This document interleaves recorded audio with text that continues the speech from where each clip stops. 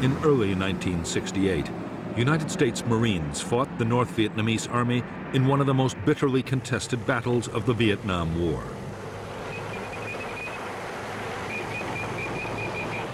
For 77 days, 20,000 NVA troops laid siege to the Marine combat base at Khe Sanh. At stake was the control of the gateway to South Vietnam.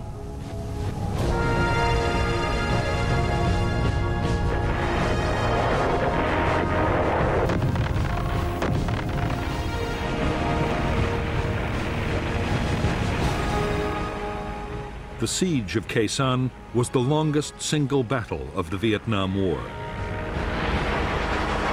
It was also one of the most violent.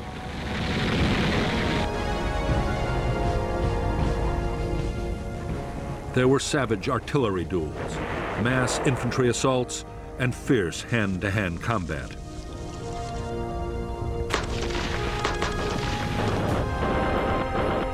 Khe Sanh also saw the most concentrated tactical bombing campaign in history, as the Americans used massed air power to try and break the siege.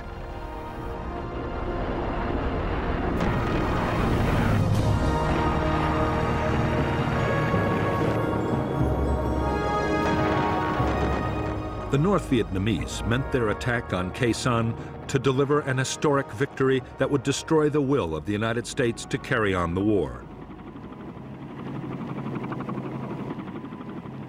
In fact, in spite of immense sacrifice, the North Vietnamese army would fail.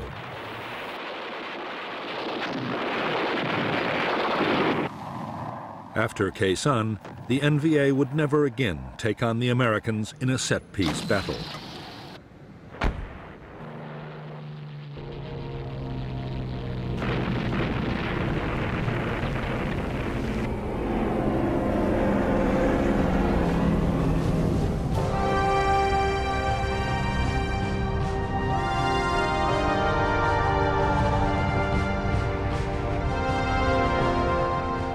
In March 1965, 3,500 U.S. Marines had been the first American combat troops sent to South Vietnam. Their orders were to defend an air base at Da Nang, but their mission didn't stay defensive for long.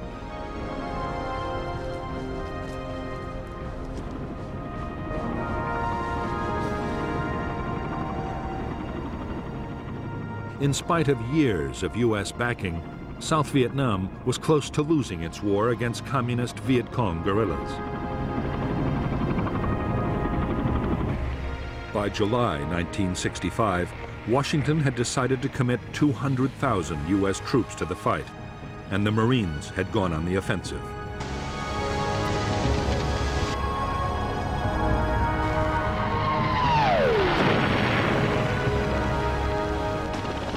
American commanders saw their role as taking on the Viet Cong's big units, the battalions and regiments.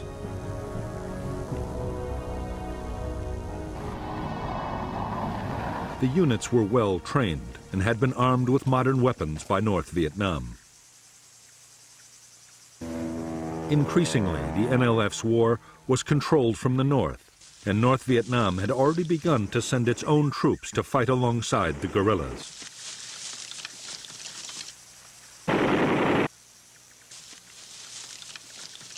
The first big battle between the Americans and the Viet Cong was in August 1965.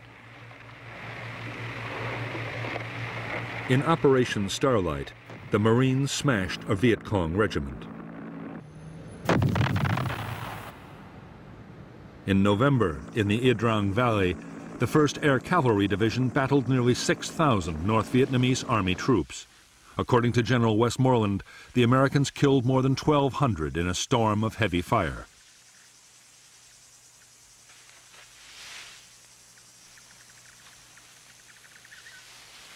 American commanders were buoyed up by their apparent success on the battlefield. More such victories would quickly force the Viet Cong to give up their campaign. The optimism did not last long.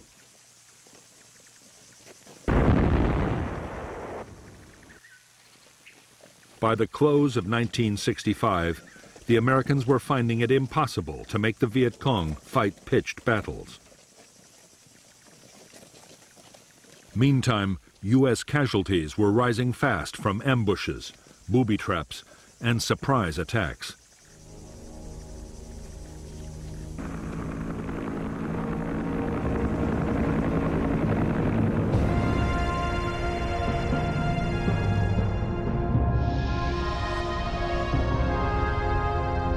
By the start of 1966, Military Assistance Command, known as MACV, the main American headquarters in South Vietnam, deployed 184,000 U.S. troops.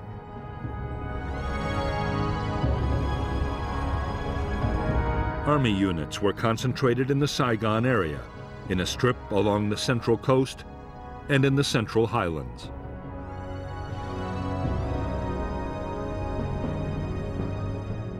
The Marines of the 3rd Marine Amphibious Force were further north, in the area known as I Corps.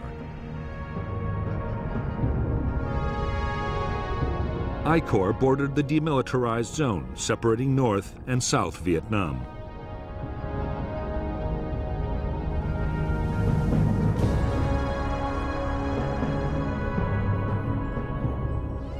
The Marines now had 3 main bases in I Corps, at Da Nang, Chu Lai, and Phu Bai, while the South Vietnamese Army had headquarters at Hue and Quang Ngai. The threat came from NLF battalions in the countryside and the border areas, the North Vietnamese Army on the demilitarized zone, and from tens of thousands of local NLF inside the heavily populated coastal belt.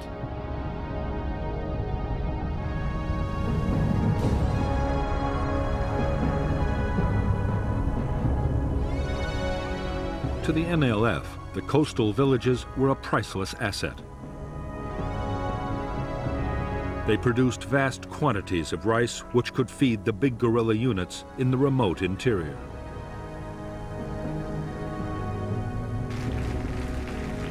They also produced large numbers of recruits.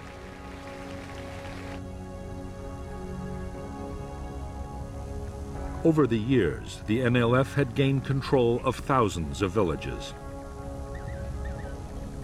They had created their own local administration and village guerrilla forces.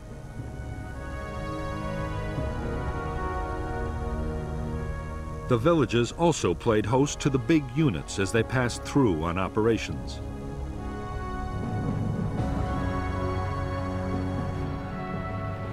All the areas in which the American Marines had built their bases were surrounded by NLF-controlled villages. Marine sweeps through the settlements rarely managed to find them.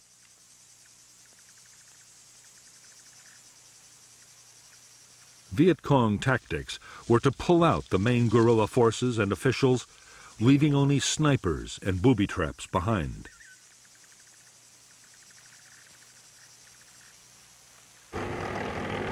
After the Marines had moved on, the fighters would quickly return. For the Americans, it was deeply frustrating.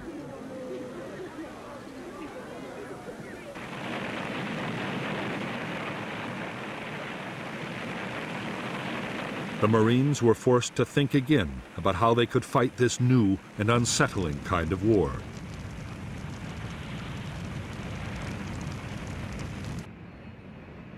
The answer the Marines came up with was a pacification program. The idea was to fight the NLF for control of the villages and to do it around the clock.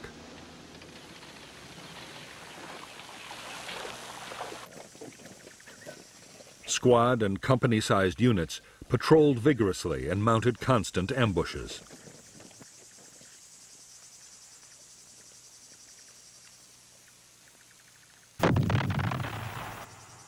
The rice harvest was protected to keep it out of Viet Cong hands. In areas that stayed hostile, whole villages were moved by force to districts already pacified.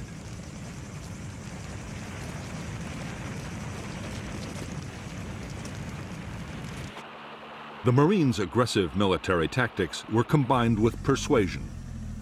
In civic action projects, widely known as the Hearts and Minds program, villagers were given medical aid and help with economic development. The Marines claimed the policy was highly successful and helped bring more than 1 million people under government control. However, in reality, it was just an illusion, and the NLF still managed to infiltrate these areas, which continued to abound with sympathizers.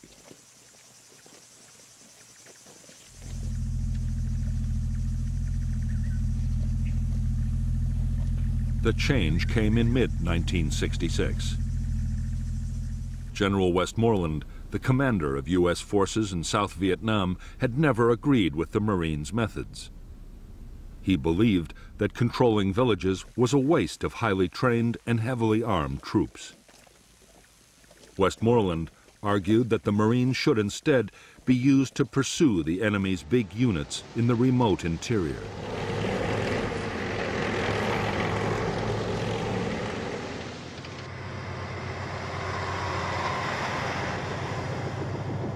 In fact, events would soon force the Marines to reduce their whole pacification effort. Civil unrest erupted between South Vietnamese factions right across the country.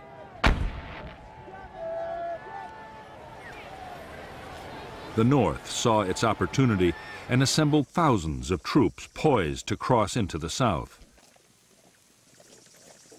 It was a threat the Marines could not ignore.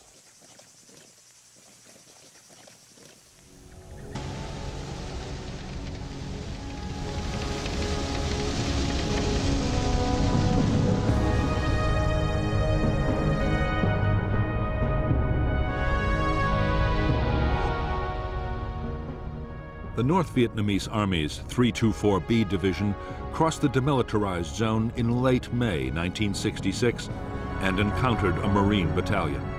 The NVA held their ground, and the largest battle of the war to date broke out near Dong Ha.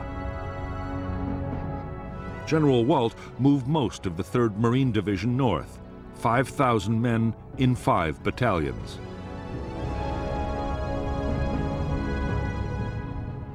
In Operation Hastings, the Marines, backed by South Vietnamese Army troops, the heavy guns of U.S. warships, and the Marines' own artillery and air power, drove the NVA back over the demilitarized zone in just over 3 weeks.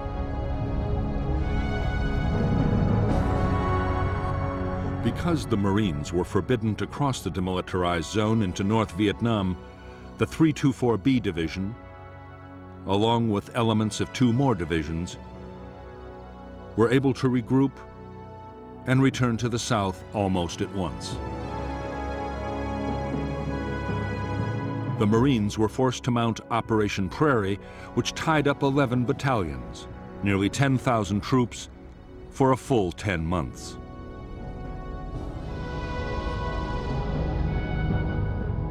To support the operations, they and Special Forces units built a string of combat bases stretching from Jiolin in the east to Khe Sanh in the west.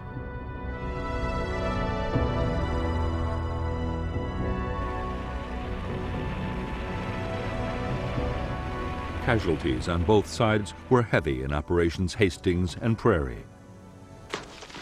Although over 300 Americans were dead and nearly 1,500 wounded, it was a victory for the Americans.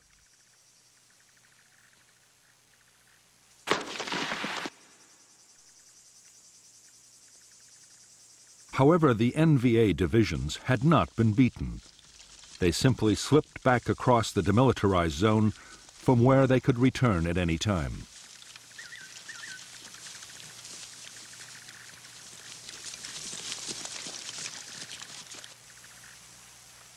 The Marines now had little choice but to keep strong forces in the area.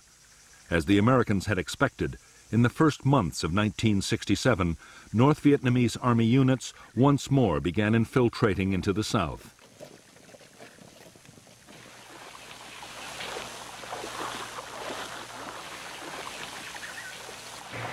The Marine reaction was to mount big operations to find them and cut them off.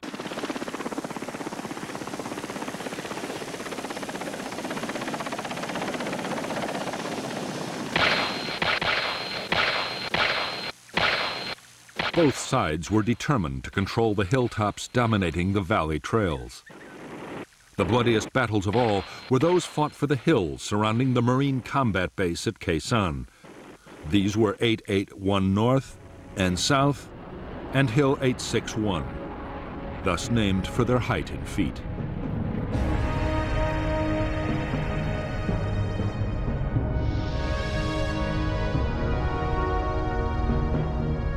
American bases below the demilitarized zone were strung out along Route 1 and Route 9.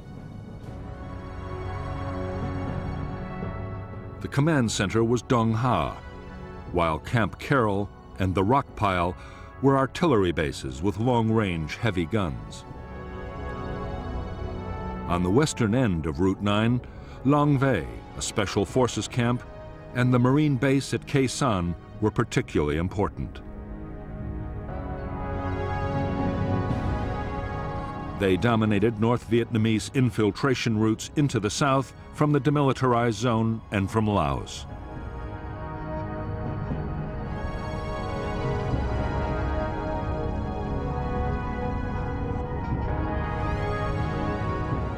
Khe Sanh Combat Base sat astride the valley of the Rao Quan River, with Dong Tri Mountain to the north and a series of smaller, numbered hills to the northwest.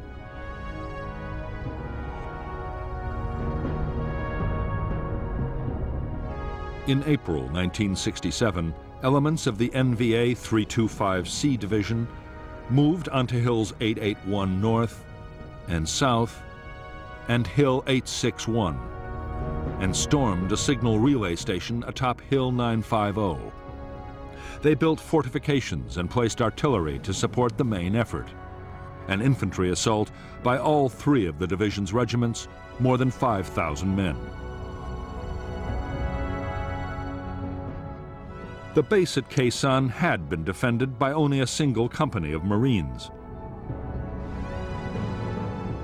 But now, American strength was raised to 2 battalions with more artillery. By May 5th, after violent battles, the Marines had seized all 3 key hills. The battered North Vietnamese division pulled back over the demilitarized zone and across the Laotian border.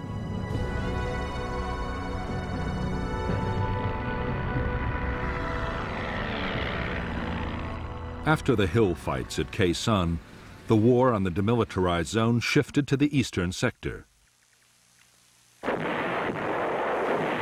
North Vietnamese artillery, hidden inside the zone, hammered Marine bases, causing heavy casualties. 30,000 NVA troops tried to infiltrate past the American outposts.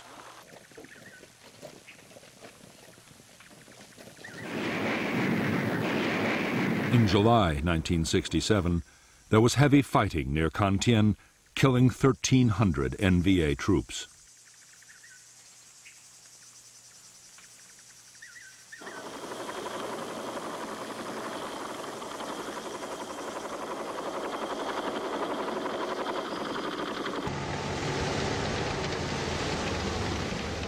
During the last months of 1967, the Marines launched one operation after another to try and intercept infiltrating NVA forces. It was no easy task. The terrain was rough. There were never enough helicopters, and poor weather often shut down air operations. Meanwhile, powerful NVA units were once again massing in the hills and forests around the Khe Sanh combat base.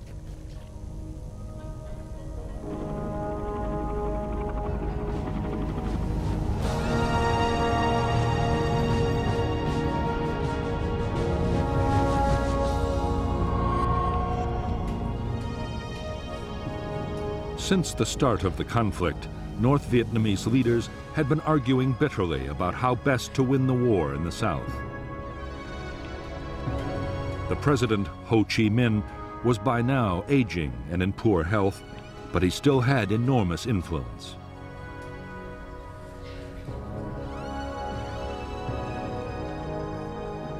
Ho was revered by millions of Vietnamese, North and South, and any big decisions had to be approved by him.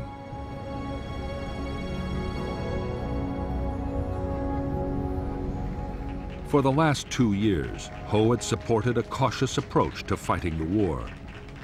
But in mid-1967, he backed a new strategy pushed by powerful figures within the Politburo, including Li Tuan, the General Secretary of the Communist Party.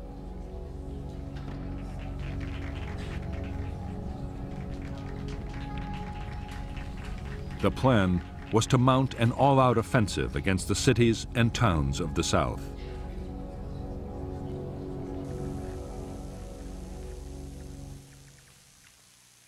The NLF guerrillas inside South Vietnam would launch most of the attacks.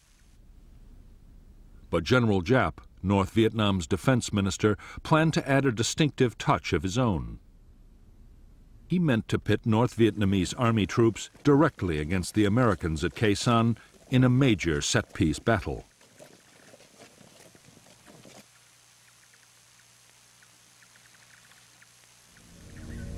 He would even direct the attacking forces himself.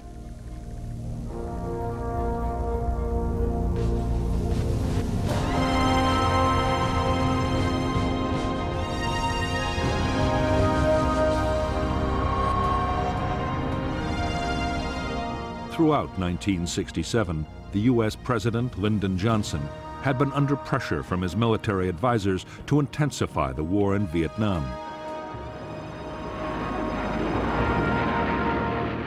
The Joint Chiefs of Staff wanted the president to ease the many restrictions on the bombing campaign against the North. They also wanted ground attacks against enemy sanctuaries in Laos and Cambodia, perhaps even into North Vietnam itself.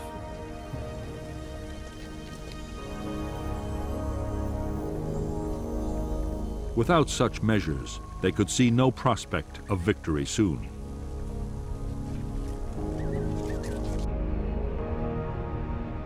President Johnson's fear was that expanding the ground campaign might draw China or the Soviet Union into the war. He also faced problems at home. The anti-war movement was already growing, and a wider conflict might turn the American people completely against the whole effort.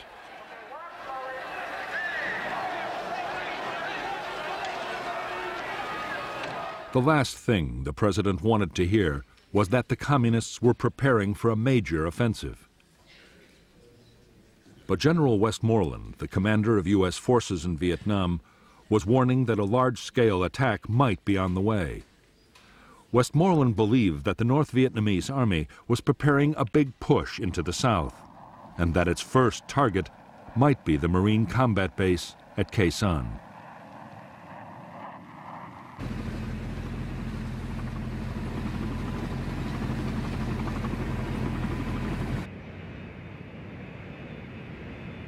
Although the president and his advisors were deeply worried by the news, Westmoreland himself was optimistic. He believed he had the forces to deal with any threat, and a massive enemy offensive might be the opportunity he'd been waiting for.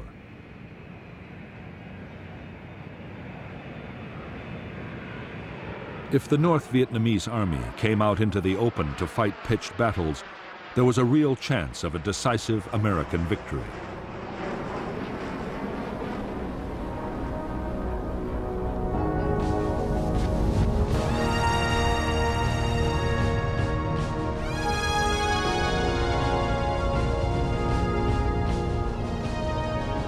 For the North Vietnamese army and its commander, General Giap, attacking the Americans at Khe Sanh promised a whole series of benefits. The buildup would draw American attention away from the southern cities, the main targets of the Tet Offensive. A successful attack would also open a clear route into South Vietnam.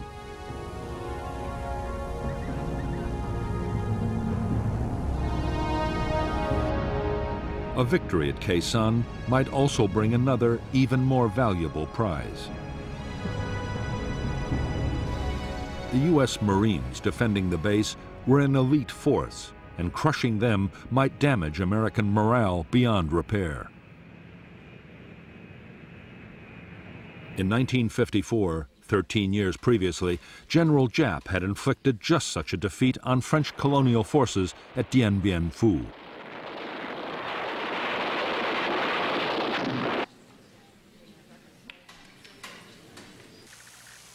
In selecting Khe Sanh as the site for a set-piece battle with the Americans, General Giap had chosen carefully. The jungle-covered hills and low cloud combined with heavy fog would work against American air power.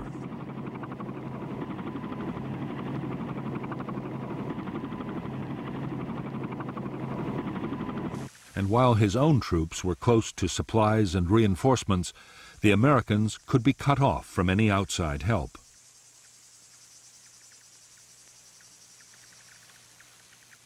The weakened garrison would then be overrun.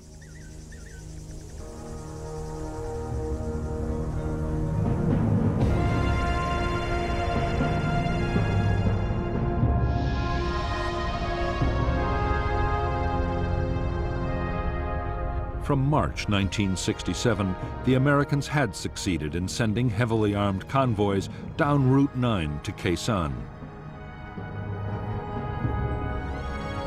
However, in July, an attempt to get long-range artillery to the combat base was blocked by North Vietnamese ambushes.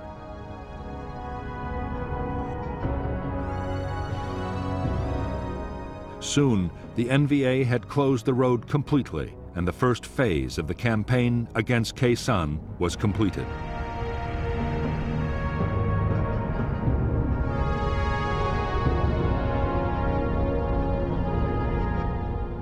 The next stage in the North Vietnamese plan was to deploy infantry north and west of Khe Sanh.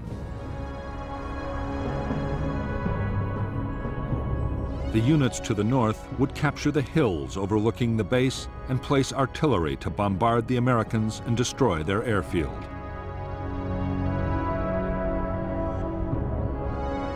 They would also mount ground attacks to create a diversion. The western units would capture Long Vei Special Forces Camp and Khe Sanh Village, and then mount a massive assault to take the Marine combat base from the south.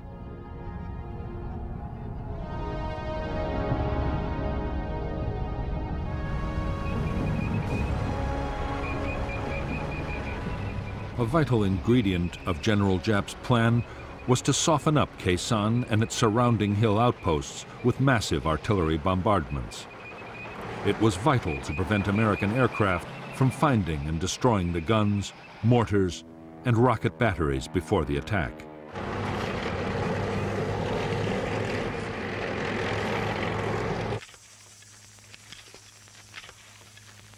The troops made enormous efforts to protect the artillery by hiding it in caves or specially dug pits.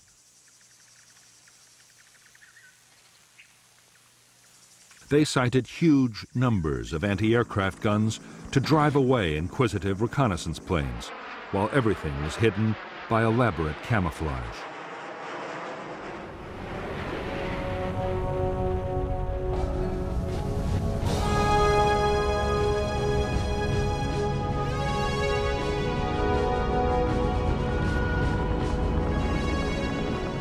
From the start of the war in Vietnam, U.S. military commanders had believed that the best form of defense was to attack in strength.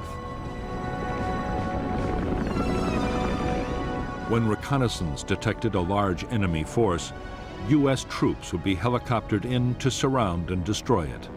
Although they often flew straight into an ambush, in the main the strategy worked.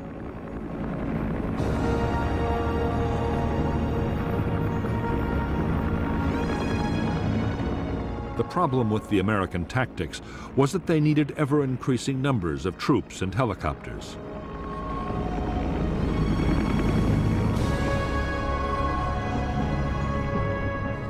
In Washington, Robert McNamara, the Secretary of Defense, worried that the constant demand for more men would eventually destroy public support for the war. Throughout 1967, McNamara had pushed for a strategy that would reduce the need for manpower. One proposal in particular McNamara adopted enthusiastically. The idea was to clear a line along the demilitarized zone and build an electronic barrier to stop enemy infiltration from north to south. The plan, called the Strong Point Obstacle System, was expected to cost $1 billion. To U.S. troops on the ground, it made no sense. They christened it McNamara's Line.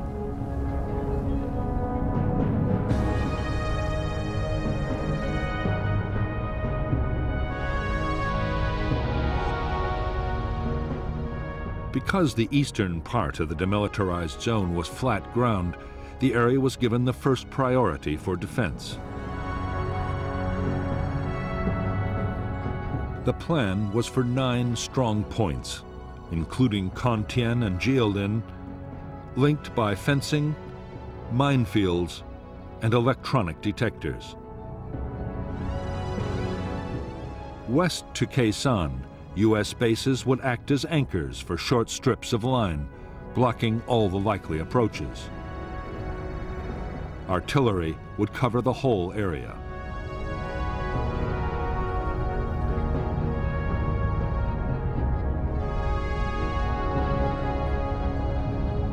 By the end of 1967, the eastern part of the Strong Point Obstacle System was almost complete.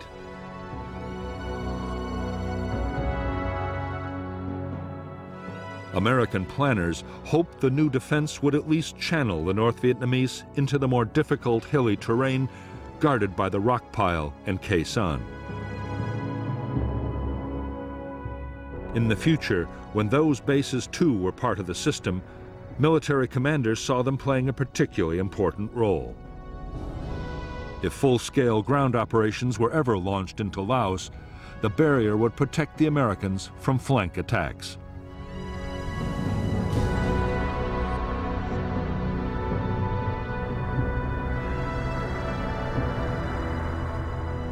The Strong Point Obstacle System was deeply unwelcome to U.S. commanders in the area. Building just the eastern part imposed a heavy burden on the Marines. The line was soaking up vast amounts of material and manpower, restricting offensive operations. Worst of all, the construction work and the transport supplying it were sitting targets for North Vietnamese gunners.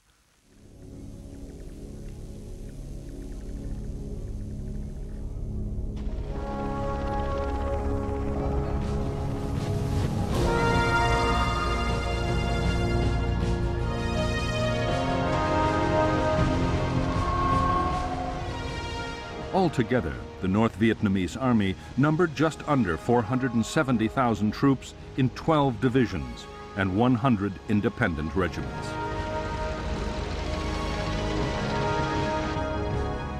There was also a small navy for coastal patrol and an air force to defend against American bombing raids, together with an air defense missile force.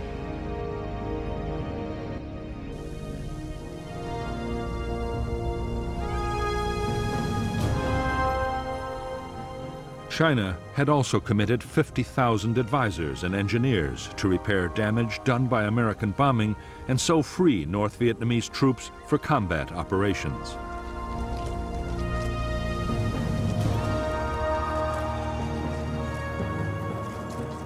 By now, the NVA had taken over all military activity in the northernmost parts of South Vietnam, and 102,000 NVA troops were available to fight in the south.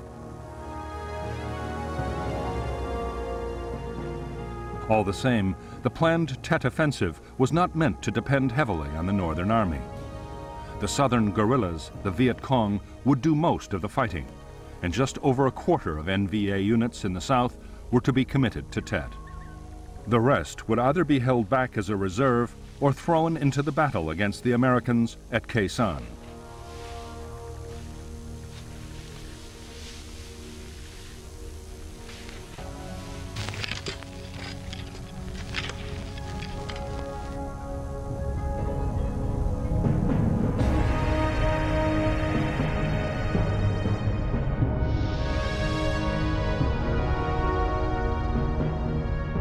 By the start of 1968, the North Vietnamese Army had more than 40,000 men positioned near the border with South Vietnam.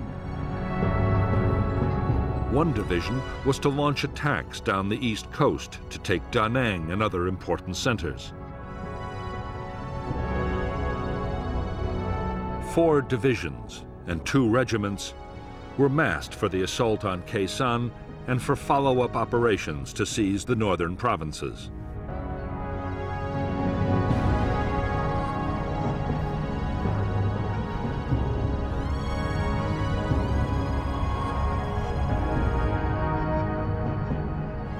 North of Khe Sanh was the 325C Division, with 3 regiments and a battalion.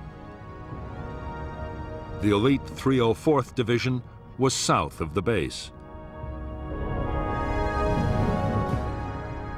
The besieging forces were supported by 3 artillery formations and anti-aircraft units, while a regiment handled resupply from the north.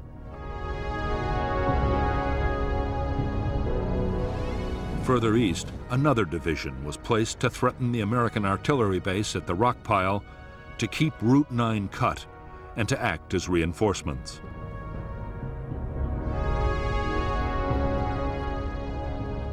A small number of tanks were also positioned west of Lang Vei.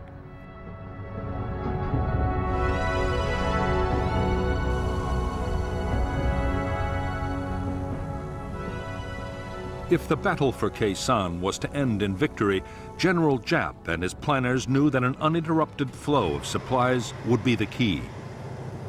The experience in 1954 of fighting the French at Dien Bien Phu had taught him the value of ensuring continuous supply long before the final storming of the enemy base. He was determined to repeat his achievement at Khe Sanh.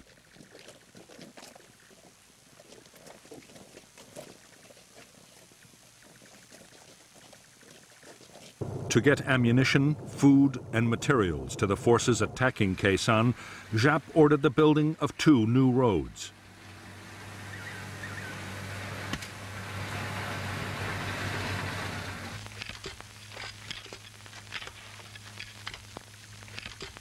They were soon detected by the Americans, who named them the Santa Fe Trail. U.S. fighter bombers made furious attacks, but the roads were impossible to destroy or even damage seriously.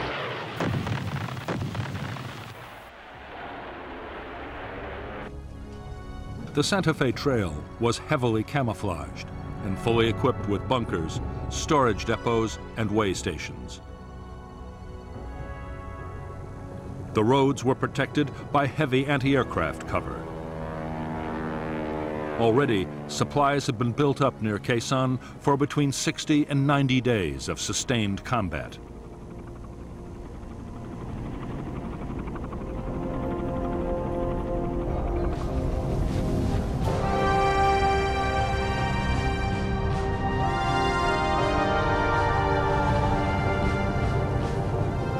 For more than a decade, the North Vietnamese Army had been getting military equipment from China and the Soviet Union.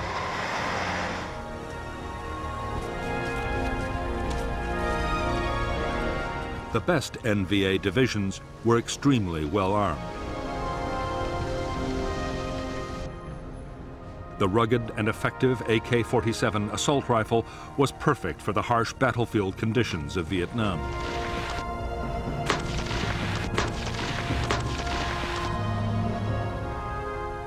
Infantry units had large numbers of machine guns and RPG-7 anti-tank grenade launchers.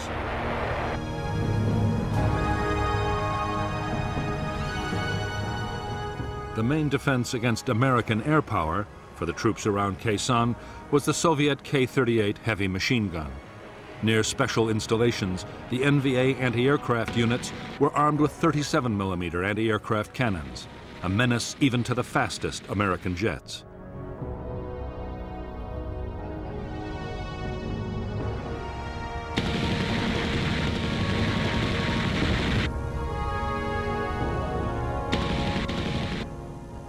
The heavy artillery which NVA gunners would use to try and overwhelm the defenses of the Khe Sanh base was also Soviet and Chinese.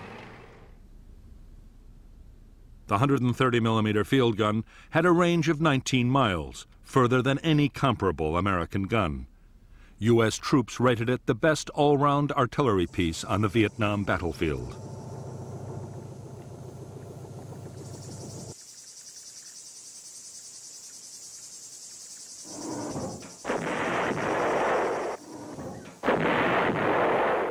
The guns would be reinforced by huge numbers of rockets and heavy mortars.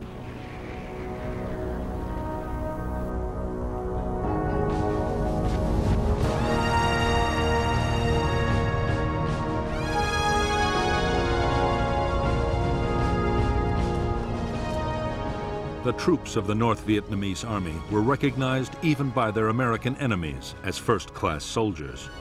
They were extremely well-trained and disciplined.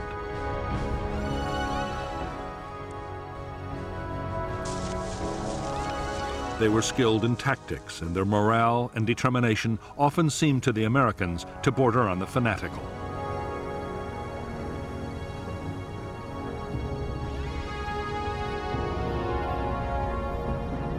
In fact, during 1967, as losses soared, North Vietnamese Army morale had slumped badly. Desertion threatened to become a real problem. The grueling trek from home bases to distant Khe Sanh had also taken its toll.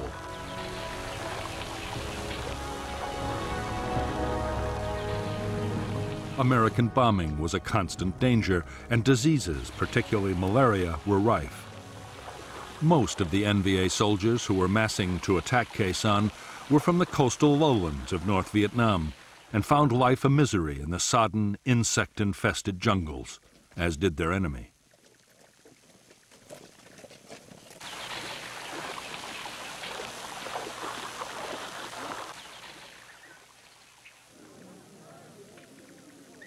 In preparation for the Khe Sanh battle, NVA commanders went to enormous lengths to restore their troops' morale. Cultural groups were sent on the long and arduous journey to the front to entertain the troops.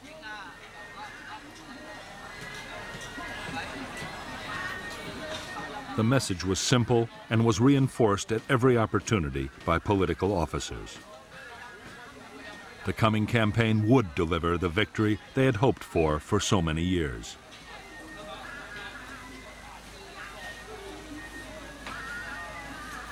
The propaganda effort worked well. In the final weeks before the offensive, desertions from the North Vietnamese Army fell dramatically.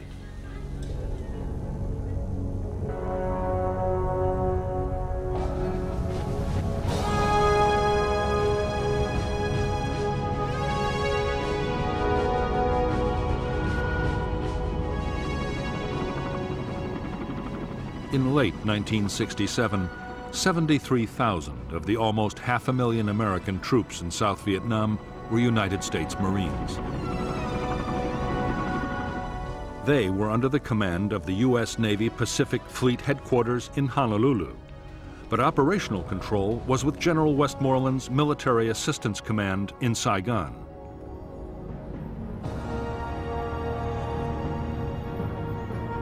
From the start, the independent status of the Marines had led to friction.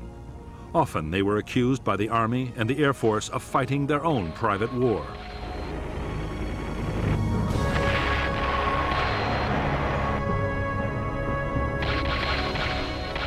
Since Lieutenant General Robert Cushman had taken over as Marine Commander in June 1967, he and Westmoreland had argued continuously over how the Marines should best be used. The latest issue was the McNamara Line.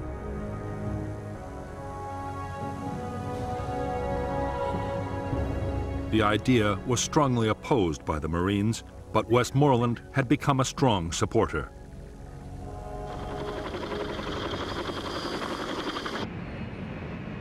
There was also a major disagreement brewing over who should control Marine air power. On the eve of a major battle, inter-service rivalry was threatening to grow into a serious problem.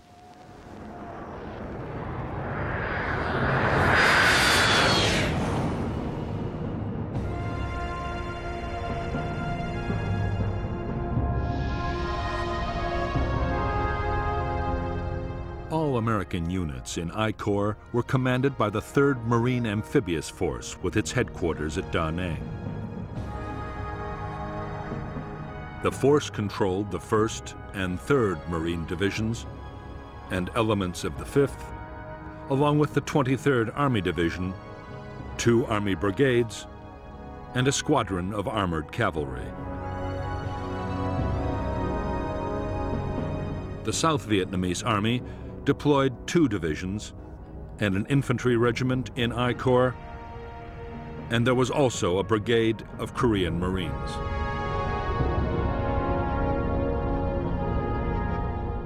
Air support for operations in I Corps was provided by a U.S. Air Force Tactical Fighter Wing, the 1st Marine Air Wing, and a South Vietnamese Air Force Squadron. U.S. Navy aircraft were stationed on the carriers of Task Force 77, while 3 wings of B-52 bombers were also on call from Thailand and Guam in the Pacific Ocean. Air supply was carried out by Marine and Air Force transport and helicopter squadrons.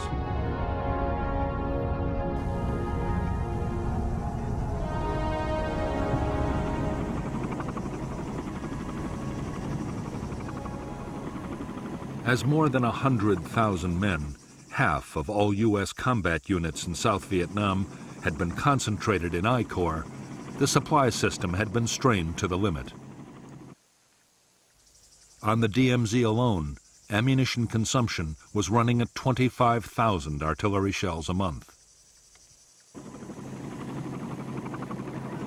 The Marine supply lines stretched from the United States to Okinawa in the Pacific and on into Vietnam.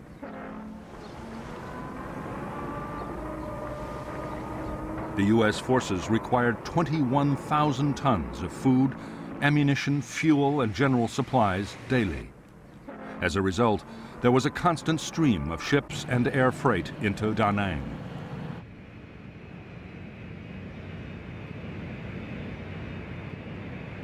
Getting the supplies to where they were needed was a massive job.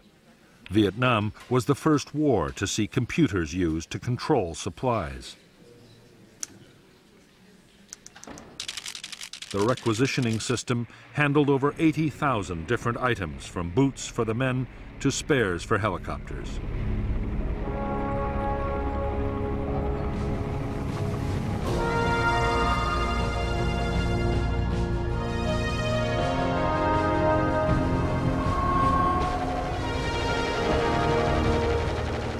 Just like their North Vietnamese enemies, the Marine infantry would depend in the coming battles on supporting firepower.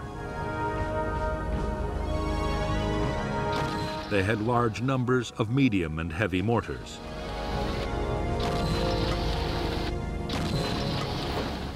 The Marines would also make good use of 106mm recoilless rifles. The M40 had been designed as an anti-tank weapon, but it was also highly effective against bunkers and trenches.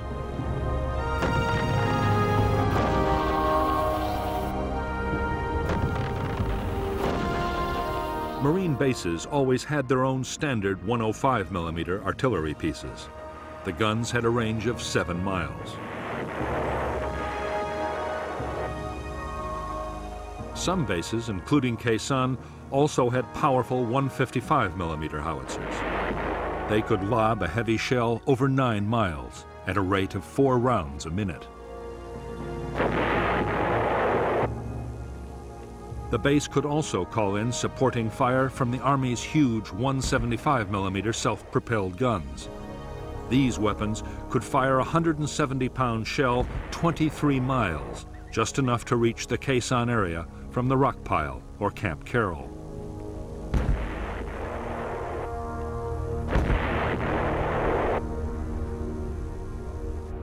Support from aircraft was much less reliable than artillery.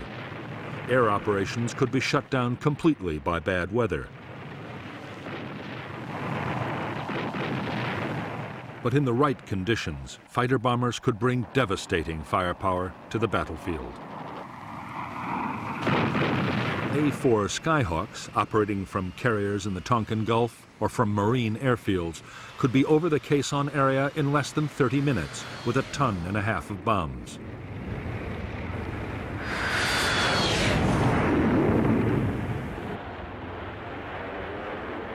Navy, Marine, and Air Force Phantoms were also on call. Although designed as an interceptor, the F-4 was a powerful bomber. It could carry 18 750-pound bombs or 11 canisters of the devastating flammable gel, napalm.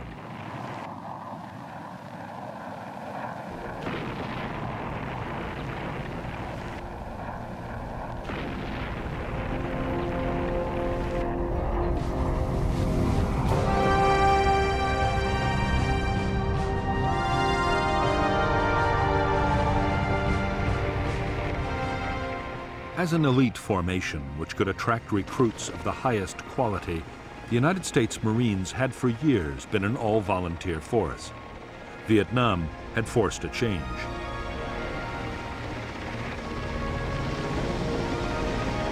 Restricting tours of duty to 13 months and the steady accumulation of casualties meant the Marine Corps had to take in draftees. Around 20,000 men had been drafted in by the end of 1967.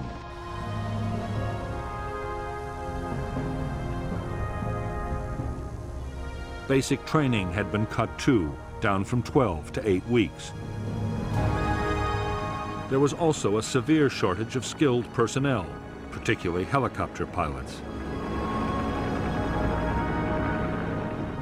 In spite of the sometimes appalling conditions of cold, wet and dirt in which the Marines in Vietnam had to live and fight, their morale had stood up well. Marine discipline and the sense of being part of an elite helped. So did the knowledge that support from artillery, helicopter gunships, or strike aircraft was not far away.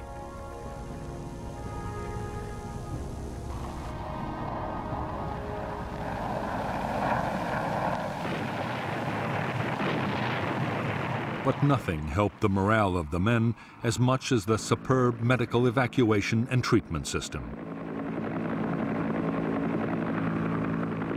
After emergency treatment by a medic on the spot, a wounded man could expect to be picked up by medevac helicopter in less than half an hour.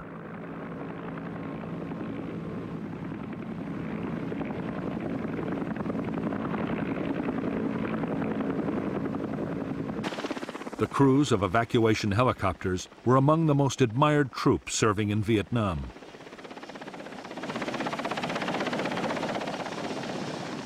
The pilots would go to extraordinary lengths to get wounded men away, even under heavy fire.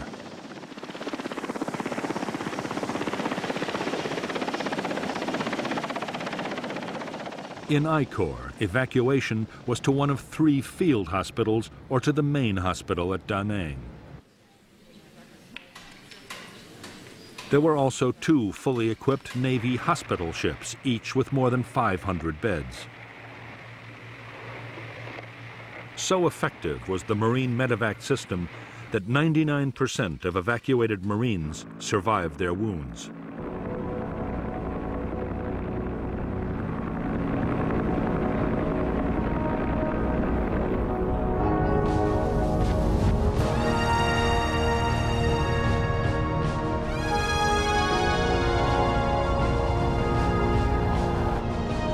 As evidence had mounted that the North Vietnamese were going to attack Khe Sanh, the Americans took a quick decision to reinforce the base. By the close of 1967, the 3rd Battalion of the 26th Marines had arrived to boost the garrison.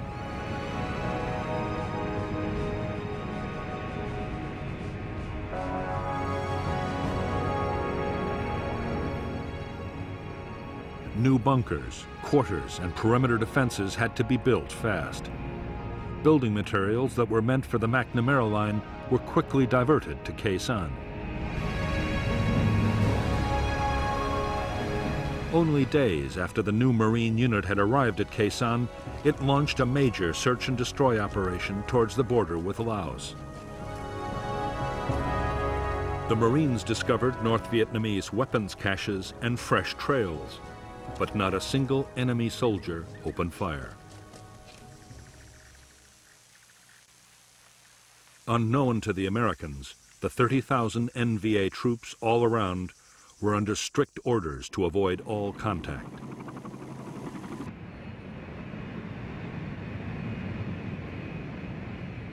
Christmas 1967 came and went on the demilitarized zone, but the North Vietnamese stayed uncannily quiet.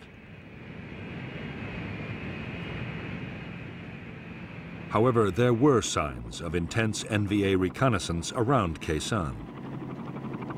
Most Marines now believed the question was not whether the North Vietnamese meant to storm Khe Sanh, but when.